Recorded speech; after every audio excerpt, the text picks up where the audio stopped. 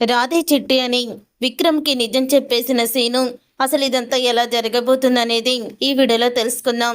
అంతకంటే ముందుగా ఇప్పటివరకు వీడియోని లైక్ చేయకపోతే వెంటనే లైక్ చేయండి.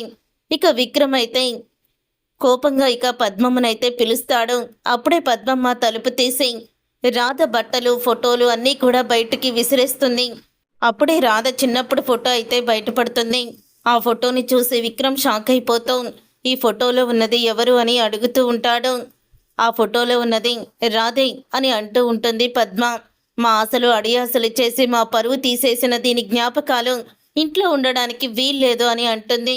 కానీ విక్రమ్ మాత్రం ఆ ఫోటోని తీసుకొని ముందు సీనయ్య దగ్గరికి వెళ్ళాలని సీనయ్య దగ్గరికైతే వెళ్తాడు. నిజం చెప్పు సీనయ్య, అసలు చిట్టికి మీకు సంబంధం ఏంటి? ఈ ఫోటోలో ఉన్న అమ్మాయి నీకు ఎక్కడ దొరికింది? తనిప్పుడు ఎక్కడుంది అని అడుగుతూ ఉంటాడు. అప్పుడే సీనయ్య అయితే విక్రమ్కి నిజం చెప్పేస్తాడు.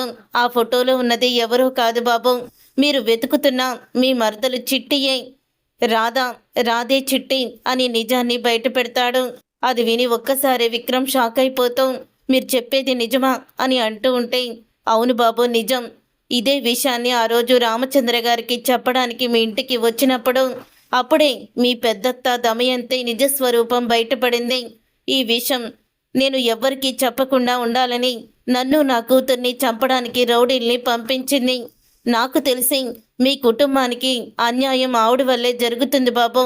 ఆవిడే కావాలని ఆ రోజు యాక్సిడెంట్ చేయించిందేమో అని నాకు అనిపిస్తుంది. ఆ రోజు చిట్టిని ఈ చేతులతో కాపాడి ఇంటికి తీసుకువచ్చి పిల్లలు లేని నేను పెంచుకున్నాను. ఇన్ని సంవత్సరాల తర్వాత మీ ఇంట్లో ఉన్న చిన్నప్పుడు రాధ ఫోటోని చూసి గుర్తుపట్టి నిజం బయట పెట్టాలనుకుంటే మీ పెద్దత్త దమయంతి నిజం బయట పెట్టకుండా చేసింది అని అంటూ దమయంతి నిజస్వరూపాన్ని కూడా విక్రమ్కి తెలిసేలా చేస్తాడు. సీనయ్య అయితే చూశారుగా ఫ్రెండ్స్, రాధే చిట్టి అని నిజం తెలుసుకున్న విక్రమ్ ఏం చేయబోతున్నాడు? దమయంతి నిజస్వరూపాన్ని బయటపడబోతున్నాడా అనేది రాబోయే కథలో తెలుసుకుందాం. ఈ వీడియో మీకు నచ్చితే తప్పకుండా లైక్ చేయండి.